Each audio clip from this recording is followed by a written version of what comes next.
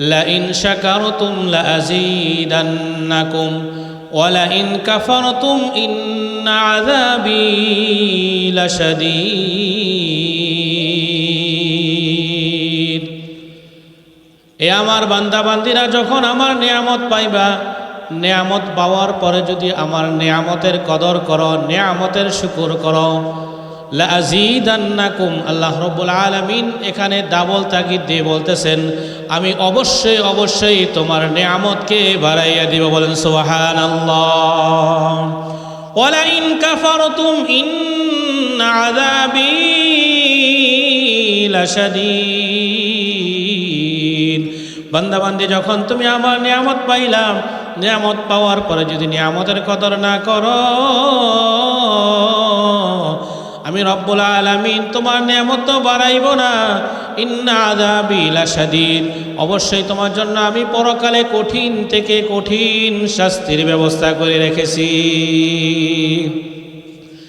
এজন্য সর্ব অবস্থায় আল্লাহ রব্বুল আলামিনের নিয়ামতের কদর করতে হবে নিয়ামতের শুকর আদায় করতে হবে আল্লাহ রব্বুল আলামিন তোমাকে আমাকে এই পর্যন্ত যে বাঁচিয়ে রাখছেন এটা আল্লাহ রব্বুল আলামিনের অনেক বড় নিয়ামত ফজল করম তুমি একটু তাকাইয়া দেখো রে মন তোমার চেয়ে আমার চেয়ে বয়সে কত ছোট ছোট যুবকরা কত ছোট ছোট বাচ্চারা আজকে দুনিয়াতে তারা নাই রব্বুল আলামিনের ডাকে সাড়া দিয়ে তারা পরকালে চলে গেছে কিছুদিন 6 মাস আগের ঘটনা দেখো যে এই দেশের মধ্যে ছাত্র জনতা হাজার হাজার ছাত্র জনতা তারা আজকে দুনিয়াতে নাই তারা আজকে দেশের জন্য জীবন দিয়ে পরকালে চলে গেছে কত মানুষ হসপিটালে ভর্তি আছে মুসলমান একটু হসপিটালের বারান্দায় গিয়ে মাঝে মাঝে সুন্নত হিসাবে একটু গিয়া দেখিও যে কত বান্দা বান্দিরা মৃত্যুর সাথে মৃত্যুর সাথে তারা পাঞ্জা লড়তেছে কত মানুষের হাত নাই কত মানুষের পা নাই কত মানুষের এই সমস্যা সেই সমস্যা রব্বুল আলামিন তোমাকে আমাকে সুস্থ রাখছে ভালো রাখছেন আল্লাহ রব্বুল আলামিনের নিয়ামত এই জন্য বেশি থেকে বেশি শুকরিয়া আদায় করো শুকরিয়ার নিয়ামত তখন হবে যখন আপনি অসুস্থ হবেন তখন বুঝতে পারবেন আসলে সুস্থতা কত বড় নিয়ামত হ্যাঁ তো এই জন্য সর্ব অবস্থায় আল্লাহ রাব্বুল আলামিনের শুকরিয়া আদায় করতে হবে ভাই কেমন আছেন কি বলবেন আলহামদুলিল্লাহ সবাই বলেন কি বলবেন আলহামদুলিল্লাহ আমার রব আমাকে যেভাবে রাখছে ওইটার উপর আমাকে আলহামদুলিল্লাহ বলতে হবে কিন্তু অনেক মুসলমান আছে রে মুসলমান তারা বলে আর গরিবী কেমন আছে আসি গরিবের মতন আসি এই সমস্যা সেই সমস্যা নিয়ে বলে কি বলে না বলেন তুমি বিপদে থাকো সুখে থাকো যেই অবস্থায় থাকো না কেন তুমি সর্ব অবস্থায় কি বলবা বলেন আলহামদুলিল্লাহ সুস্থতার মালিক কে বলেন কে কে আল্লাহ অসুস্থতার মালিক কে বলেন আল্লাহ হায়াতের মালিক কে বলেন আল্লাহ সুখকে দান করেন আল্লাহ পেরেশানিকে দান করেন বলেন আল্লাহ জায়গা জমিন সম্পদকে দান করেন বলেন আল্লাহ বাদশাহীকে দান করেন বলেন আল্লাহ ফকিরকে বানায় বলেন আল্লাহ কিন্তু অনেক মুসলমান আছে যে বলে হুজুর আমার তো কোটি কোটি টাকার মালিক না আমার তো গাড়ি নাই আমার তো বাড়ি নাই আমার তো ক্ষমতা নাই আমি কোন হিসাবে শুকরিয়া আদায় করব এ মুমিন মুসলমান যুবক তুমি একটু তোমার নিজের দিকে তাকাইয়া দেখো রে মুসলমান তোমাকে রব্বুল আলামিন তোমার এই 3.5 হাত বটির মধ্যে যে নিয়ামতগুলো দান করছেন এই নিয়ামতের শুকরিয়া তুমি আদায় করে শেষ করতে পারবা না পারবা পারবা না আমি আপনি যে কথা বলতেছি মুসলমান এই কথা বলার বাক শক্তি কে দেখছেন কে দান করছেন বলেন কে দান করছেন আল্লাহ অনেক মুসলমান আছে অঙ্গ প্রত্যঙ্গ সব কিছু ঠিক আছে কিন্তু মুখে কথা বলতে পারে না আছে কি আছে না ভাই অনেক আছে ভাই আমি ভোবা আমি কথা বলতে পারি না রব তো তাকে সব দিছে কিন্তু কথা বলার শক্তি রব দেয় নাই অনেক মানুষ আমরা দেখি রাস্তাঘাটে বাজারে ঘাটে বিভিন্ন জায়গায় দেখি অঙ্গ প্রত্যঙ্গ সব কিছু ঠিক আছে, কিন্তু রব্বুল আলামিন তাকে দুইটা চোখ দেয় নাই। অন্ধ ব্যক্তি কাঁদে আর বলে, ভাই আমাকে 2টা টাকা দিয়ে যান ভাই, আমি দুনিয়াটা অন্ধকার দেখি।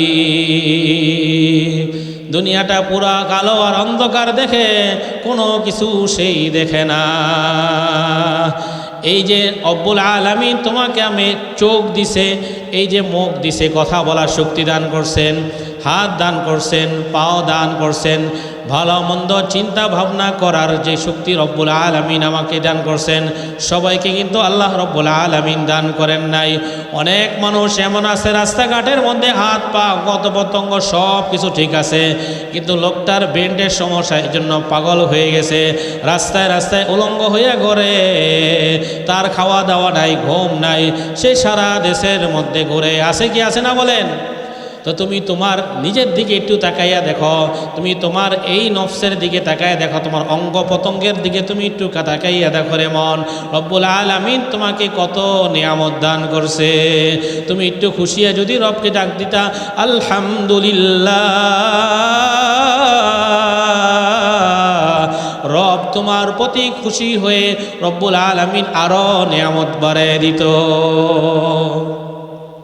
কিন্তু রবের নিয়ামত পেয়ে তুমি রবের সাথে তুমি নাফরমানি করো, রবের বিরুদ্ধে অভিযোগ করো, আল্লাহ আমাকে এটা দেয় নাই, আল্লাহ আমাকে সেটা দেয় নাই, এটা করে নাই, সেটা করে নাই, কত অভিযোগ করছে। রব্বুল আলামিন সূরা ইব্রাহিমের 34 নম্বর আয়াতে বলতেছেন, ওয়াইন তাউদ্দু নি'মাতাল্লাহ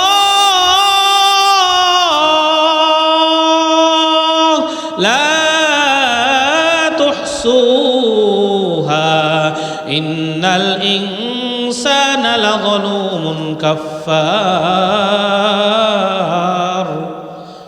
এই বান্দাবান্দি তুমি একটু তাকাইয়া দেখো, তুমি যদি আমার নিয়ামত যদি একটা একটা করে তুমি গণনা করতে থাকো, লা তুহসুহা, কখনো তুমি শেষ করতে পারবা না। পারবা কখনো তুমি শেষ করতে পারবা না। আমার দেওয়ার মাওলার আসমান, আমার দেওয়ার মাওলার জমিন, আমার দেওয়ার মাওলার গাছ থেকে ফল খাইতেছি, নদী থেকে সমুদ্র থেকে মাছ খাইতেছি, রব্বুল আলামিনের দেওয়া গরু থেকে দুধ পান করতেছি, রব্বুল আলামিন মুরগি হাঁস ডিম দিয়েছে, এরকমভাবে অন্য মাখলুক আল্লাহ রব্বুল আলামিন সব কিছু আমাদের জন্য দিয়েছে। এগুলো সব রব্বুল আলামিন আমাদের জন্য নিয়ামত দান করছে। তো আল্লাহ বলতেছেন, ওয়াইন তাউদ্দু নি'মাতাল্লাহি লা তুহসুহা। এই বান্দাবান্দি তুমি একটু চোখটা খুললা দেখায় দেখো, তুমি যেদিকে তাকাও সেদিকেই আমার নিয়ামত, আমার নিয়ামত আর নিয়ামত। আমার এত নিয়ামত পাওয়ার পরে যদি তুমি আমার শুকর আদায় না করো, ইন্না আযাবি লাশাদীদ। হে বান্দাবান্দি তুমি জেনে রাখো, আমি রব্বুল আলামিন তোমার জন্য পরকালে কঠিন শাস্তির ব্যবস্থা করেছি। রব্বুল আলামিন এই আয়াতের মধ্যে কি শাস্তির ব্যবস্থা করছেন সেটা রব্বুল আলামিন উল্লেখ করেন নাই। শাস্তি রব্বুল আলামিন পরকালে দিবেন, কিন্তু নিয়ামত থেকে আল্লাহ রব্বুল আলামিন যে নিয়ামত তুমি পাইছো, ওই নিয়ামতের শুকর না আদায় করলে রব্বুল আলামিন সর্বপ্রথম ওই নিয়ামত তোমার থেকে ছিনাই নিয়ে যাবে। এই জন্য ভাই সর্ব অবস্থায় রবের শুকরিয়া আদায় করতে হবে। সুখে থাকি, দুঃখে থাকি, কষ্টে থাকি, মুসিবতে থাকি, ফকির অবস্থায় থাকি, ধনী অবস্থায় থাকি, যেই অবস্থায় থাকি না কেন, কার শুকরিয়া আদায় করব বলেন? কার শুকরিয়া? কার কার কার? আল্লাহর শুকরিয়া আদায় করতে হবে। রব আমাকে যেই অবস্থায় রাখুক ওই অবস্থায় আলহামদুলিল্লাহ। ঠিক আছে তো ভাই, ইনশাল্লাহ। তো আজকে আমরা এখান থেকে শিক্ষা নেব যে যখন আমি কথা বলবো, ভাই কেমন আছেন, তখন কি বলবো বলেন? আলহামদুলিল্লাহ। সুস্থতাও আল্লাহ রব্বুল আলামিনের নিয়ামত, অসুস্থতাও আল্লাহ রব্বুল আলামিনের নিয়ামত। এই জন্য সর্ব অবস্থায় মাওলার শুকর আদায় করতে হবে। তো মাওলা খুশি হয়ে যাবেন, আমার নিয়ামত আরও বাড়ায় দেবেন। তো আমি যে আপনাদের নিকট আয়াতে কারিমা তেলাওয়াত করছি, সূরা বাকারার প্রথম আয়াত, একবারে আল্লাহ রব্বুল আলামিন কালামুল্লাহ শুরুতেই আল্লাহ রব্বুল আলামিন বলতেছেন, আলিফ লাম মিম যালিকাল কিতাবু লা রাইবা ফীহি হুদাল লিল মুত্তাকিন। আলিফ লাম মিম আল্লাহু আ'লামু বিমুরাদি, এর অর্থ আল্লাহ রাব্বুল আলামিন ভালো জানেন। যালিকাল কিতাব, আল্লাহ বলতেছেন এটা হলো এমন কিতাব, লা রাইবা ফি আই লা শাক্কা ফি, এই কিতাবের মধ্যে কোনো পরিমাণ বিন্দু পরিমাণ কোনো সন্দেহ নাই। হুদাল লিল মুত্তাকিন,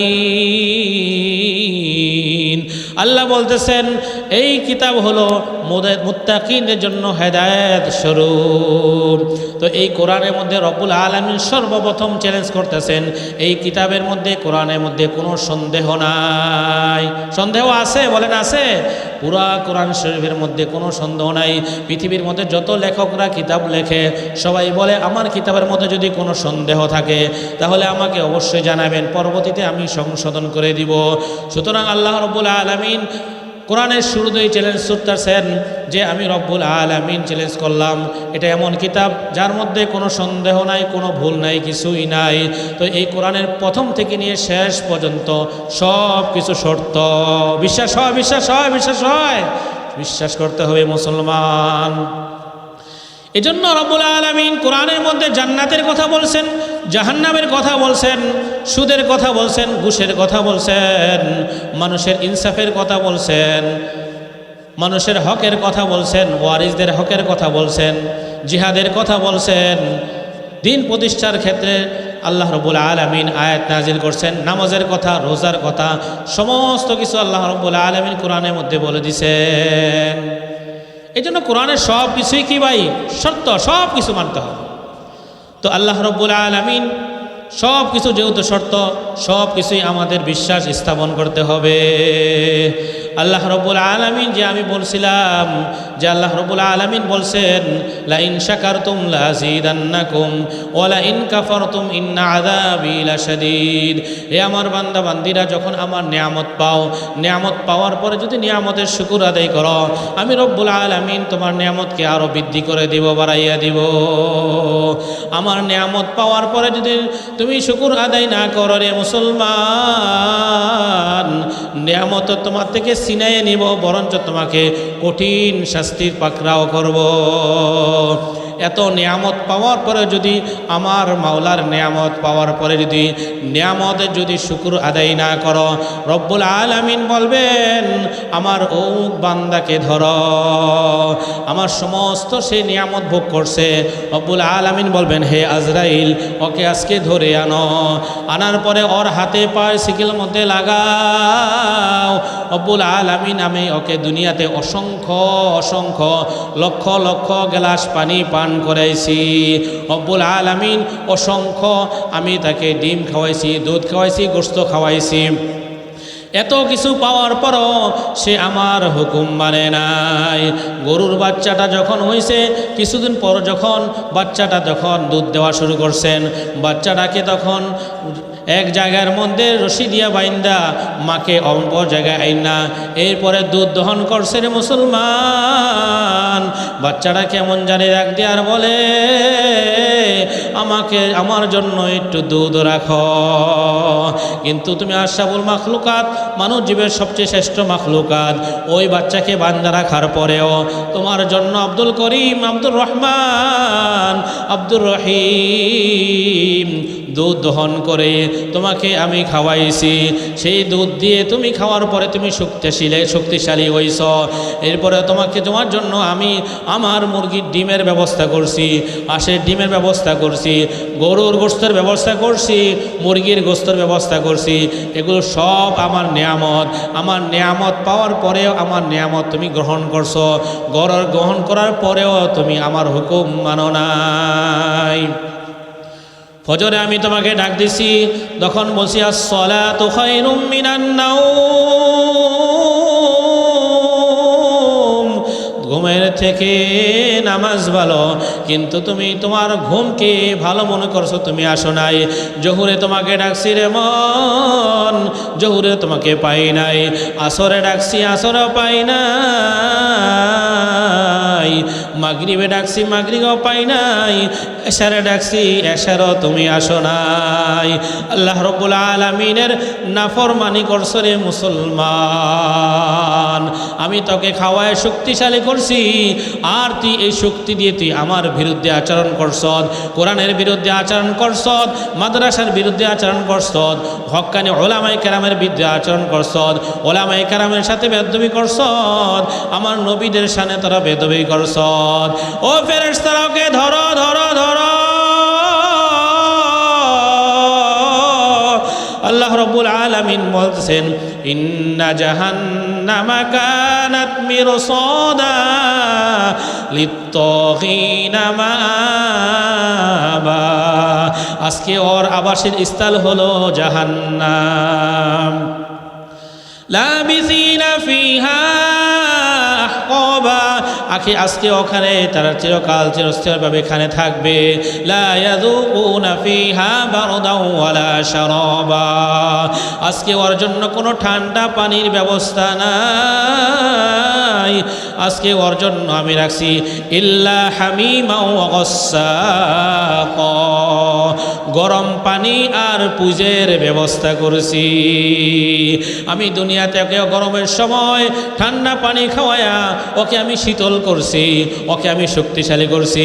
গরমের সময় ঠান্ডা পানি খেলে ওর ঠান্ডা লেগে যাবে, এজন্য আমি ওর জন্য গরম পানি ব্যবস্থা করছি। আমি সমস্ত নাজ নিয়ামত আজকে ওকে আমি দান করছিলাম দুনিয়াতে থাকা অবস্থায়, কিন্তু সে আমাকে একটু আয়েশা আল্লাহ বলে ডাক দেয় নাই। ওলামায়ে কেরামরা কত হাতে পায়ে ধরে বুঝাইছে, বাবা ফিরো ফিরো ফিরো।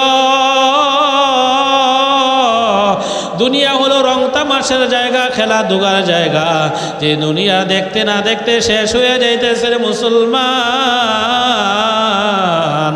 এত বছরের পরও তুমি কেন আল্লাহর পথে আসো নাই? আল্লাহ বলে কেন তুমি ডাক দাও নাই? আল্লাহ ওয়ালাদের মজলিসে কেন আসো নাই রে মুসলমান? যখন তোমার চিরতরে চোখ বন্ধ হয়ে যাবে রে মুসলমান,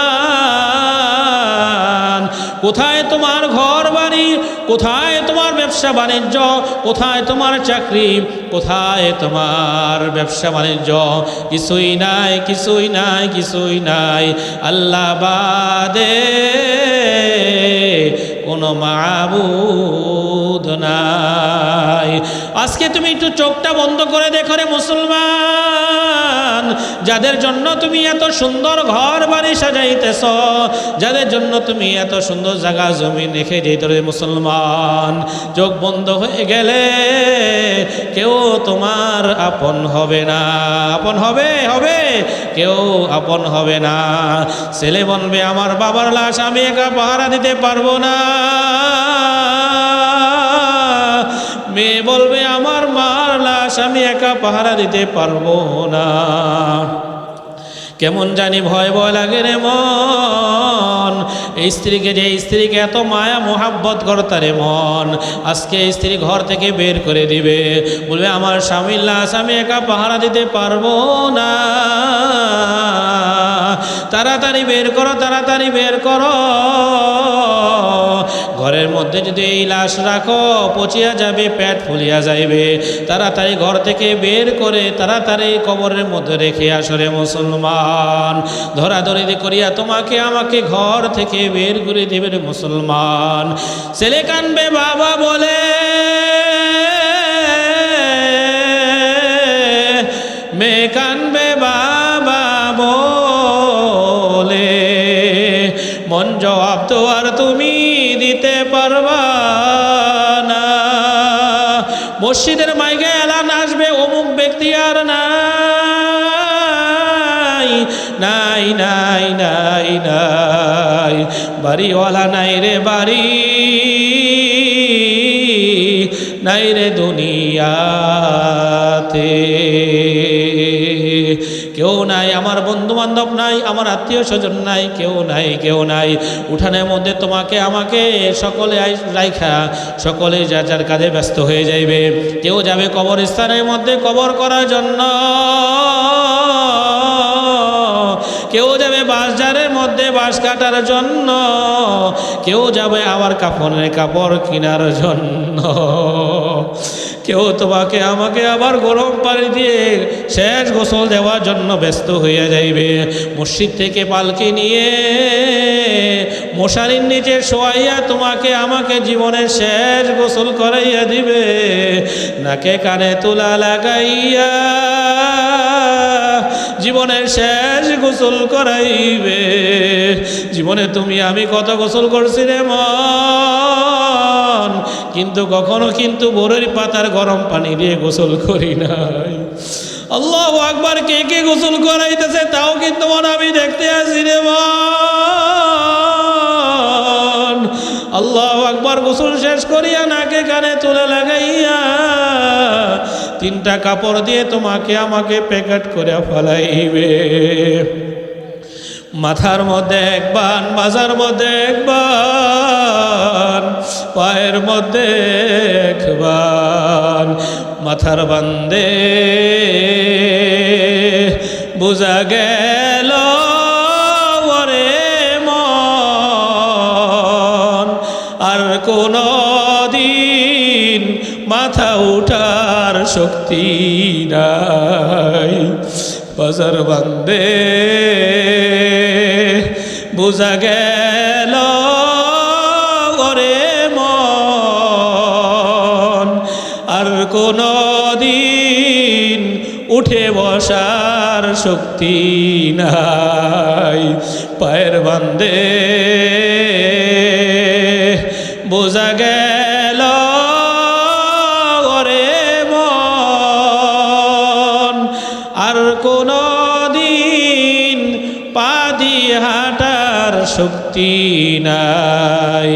আর কোনো দিন পায়ে হাঁটার শক্তি নাই। ধরাধরি করে তোমাকে আমাকে বাড়ির থেকে নিয়ে কবরের মধ্যে নিয়ে যাবে।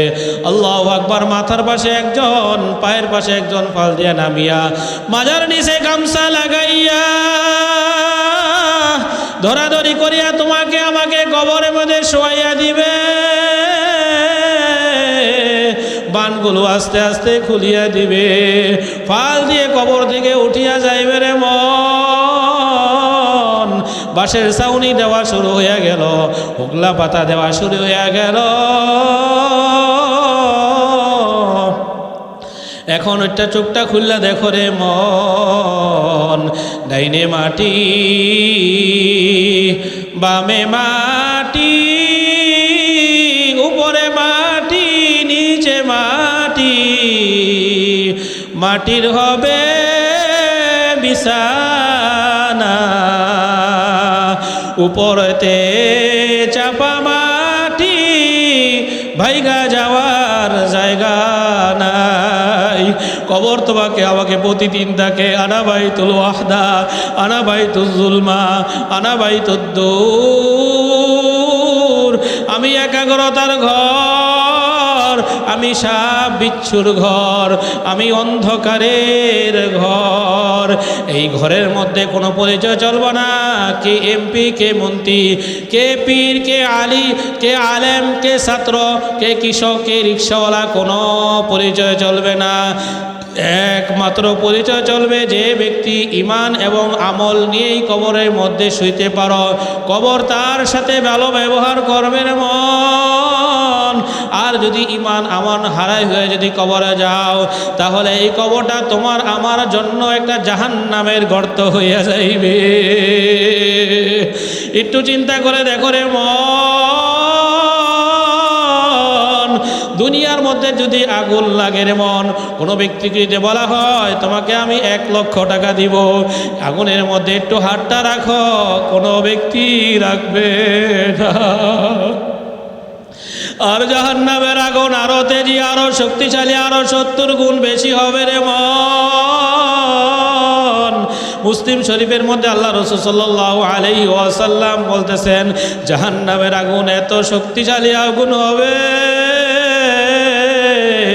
1000 বছর জাল দিতে দিতে দিতে দিতে সেই আগুনটা একটা লাল বর্ণ হয়ে যাইবে। আবার 1000 বছর পর্যন্ত এরকমভাবে জাল দিতে দিতে সেই আগুনটা সাদা হয়ে যাইবে। আবার 1000 বছর পর্যন্ত ওই আগুন তাপ দিতে দিতে দিতে দিতে কালো বর্ণ হইয়া যাইবে। এই আগুনের কথা আল্লাহ রাব্বুল আলামিন শক্ত কালামের মধ্যে শুনাইতেছে, নারুল্লাহিল মুকাদা আল্লাতী তাত্তালিউ আলাল আফইদা। জাহান্নামের আগুন এত শক্তিশালী হবে রে বোন, যে আগুন লাগার সাথে সাথে কলিজা পর্যন্ত পৌঁছাইয়া যাইবে। বান্দা বান্দারা সহ্য করতে পারবি? যুবকরা পারবি? পারবি? পারবি? কখনো কোনো মানুষের পক্ষে সম্ভব না। কবে তওবা করবা? কবে ফিরে আসবারে মন? একটু কি ভয় লাগে না? আল্লাহর ভয় দিলের মধ্যে আসে না? যুবক, আর কত দুনিয়ার পিছে ঘুরবা? আর কত ঘুরবা? তুমি কি একটু তাকায় দেখো না, প্রতিদিন পত্রিকার মধ্যে আসতেছে কত যুবক মোটরসাইকেলে অ্যাক্সিডেন্ট হয়ে মারা যাইতেছে, কত যুবক ট্রেনের নিচে পড়ে মারা যাইতেছে, কত যুবক পানির মধ্যে পড়ে মারা যাইতেছে। কেন তোমার ভয় আসে না? কবে তুমি তওবা করবা? কবে তুমি মাওলার দরবারে তওবা করে গুনাহমুক্ত হইয়া যাইবা?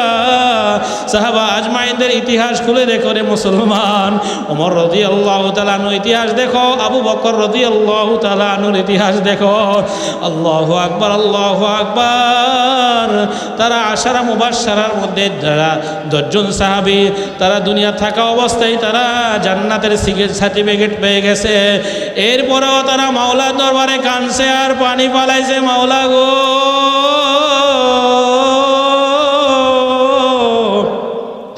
আমাদেরকে তুমি মাফ করিয়া দাও। সাহাবীদের মতো আমাদের ঈমান না, সাহাবীদের মতো নামাজ না। আমরা নামাজ পড়ি, লোক দেখানো নামাজ পড়ি, কোরআন তেলাওয়াত করি, লোক দেখানো তেলাওয়াত করি, আল্লাহু আকবার মাহফিল করি, লোক দেখানো মাহফিল করি, অন্যান্য আমল করি, লোক দেখানো আমল করি মন। কিন্তু তারা দুনিয়াতে সার্টিফিকেট পেয়েও বেশি বেশি কাঁদছে।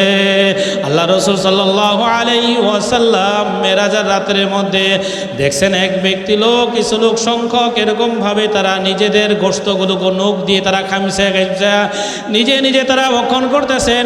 আল্লাহ রাসূল সাল্লাল্লাহু আলাইহি ওয়াসাল্লাম জিজ্ঞাসা করেন, ভাই জিবরাইল এরা কারা?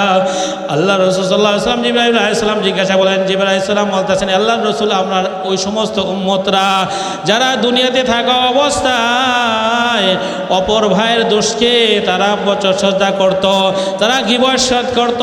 আল্লাহ রাব্বুল আলামিন বলতেছেন, ওয়ালা তাজাসসু ওয়ালা ইয়াগতাব বা'দুকুম বা'দা আইয়ুহিব্বু আহাদুকুম আন ইয়াকুলা লাহমা আখিহি মাইতান ফাকারিহতুমু। তোমরা একে অপরের দোষ তালাশ করিও না, তোমরা করবে না তোমার ভাইয়ের গোশত তুমি ভক্ষণ করবা। আল্লাহ বলেন ফাকারিহতুমু, এটা কখনো তোমরা পছন্দ করবা না। কিন্তু আমাদের মধ্যে এত দুশ্চর্চা, কে কি করলাম না করলাম। চার দোকান হলো বর্তমানে সংসদ ভবন, এই ভবনের মধ্যে বৈশা এলাকার মধ্যে কে কি করে না করে, কার ছেলে কার মেয়ে কি করে। বিশেষ করে মহিলারা একসাথে হইলে গীবত শেখায়াতের চেষ্টা বেশি হয় রে মুসলমান। আল্লাহ রাসূল সাল্লাল্লাহু আলাইহি ওয়াসাল্লাম যখন একটু সামনে গেলেন, দেখার পরে দেখেন জাহান্নামের মধ্যে এরকমভাবে রক্তের মধ্যে হাবুডুবু খাইতেছে আর পাথর বানায় বানায় লোকমা খাইতেছে। আল্লাহ রাসূল জিজ্ঞাসা করলেন, এরা কারা? বলে এরা হলো আপনার ওই সমস্ত বান্দার বান্দিরা যারা দুনিয়াতে থাকা অবস্থায় সুদ খাইতো। মুসলমান আজকে দেখো আমাদের মধ্যে কত মুসলমানরা সুদ খাইতেছে, এটা কোনো গুনাহই মনে করে না। এরপরে যখন একটু আল্লাহ রাসূল সামনে গেলেন, তখন দেখেন কিছু মানুষ তারা পাথর দিয়ে তাদের শরীরের মধ্যে আঘাত করতেছে, আবার এরকমভাবে মাথা লেগে যেতেছে একসাথে। জিবরাইল আলাইহিস সালাতু ওয়াস সালামকে জিজ্ঞাসা করলেন, ভাই জিবরাইল এরা কারা? বলা হলো এরা আপনার ওই সমস্ত বান্দা বান্দিরা যারা ঠিক মতো নামাজ আদায় করতো না।